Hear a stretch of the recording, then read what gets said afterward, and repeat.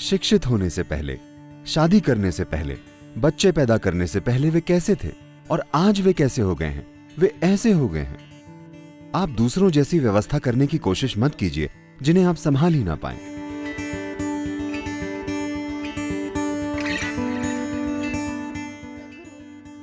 सद्गुरु, इंसानी शरीर में इतने कण, अणु और परमाणु हैं जिनकी संख्या कल्पना से परे है और मन खुद भी बहुत जटिल है।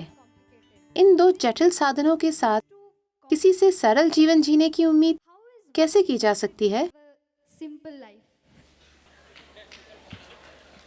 ये इस पर निर्भर करता है कि आप सरल जीवन किसे समझते हैं। अगर आपको लगता है कि अनाड़ी बनकर जीना एक सरल जीवन है तो मैं इसकी सलाह नहीं देता।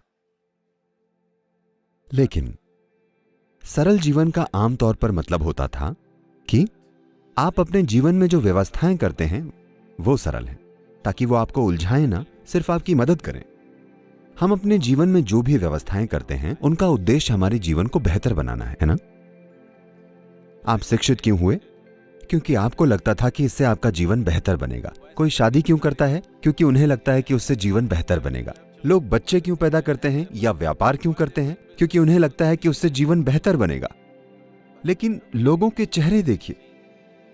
शिक्षित होने से पहले, शादी से पहले, बच्चे पैदा होने से पहले वे कैसे थे और आज वे कैसे हो गए हैं? क्या ऐसा लगता है कि जीवन बेहतर हुआ है? हेलो? वे ऐसे बन गए हैं तो स्पष्ट है कि उन्होंने इतनी सारी व्यवस्थाएं की जिन्हें वे संभाल नहीं पाए। उन्होंने अपने संभाल पाने की क्षमता से ज्यादा व्यवस्थाएं कर ली, है कि नहीं?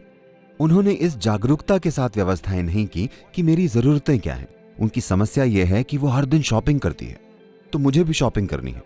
I don't know what to shop, but I'll shop something and come because she is also shopping, my neighbor. मुझे नहीं पता कि खरीदना क्या है, लेकिन कुछ खरीद लूंगी क्योंकि मेरी पड़ोसी भी शॉपिंग कर रही है। क्योंकि वे इस स्थिति में हैं। वैसे तो जीवन के अंत में सामान आगे भिजवाने की कोई सेवा नहीं है, पर ज्यादातर घर गोदाम बन गए हैं। ज्यादातर लोगों के घरों में ऐसी चीजें हैं जिनका इस्तेमाल 1 या 2 सालों से नहीं हुआ है, पर वे रखी हुई हैं। वे ये चीजें किसी को दे नहीं सकते, लेकिन इससे उनका जीवन इतना अस्त व्यस्त हो गया है कि हर तरफ चीजें रखी हैं और घर में चलना मुश्किल हो गया है। क्योंकि उनका घर बनाना, ये सभी चीजें खरीदना, उनका रिश्ते बनाना जीवन को बेहतर बनाने के लिए नहीं था।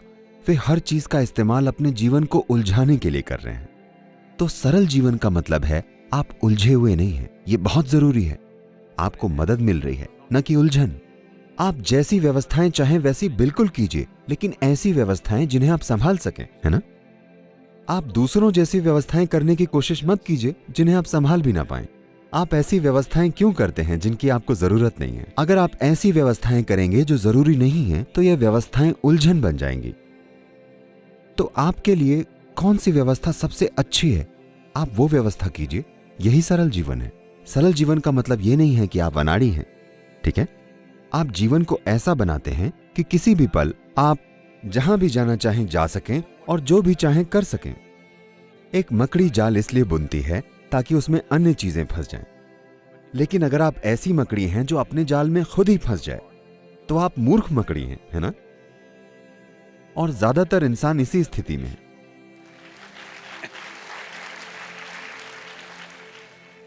तो सरलता का मतलब है एक समझदारी भरी व्यवस्था जो आपको उलझाए ना।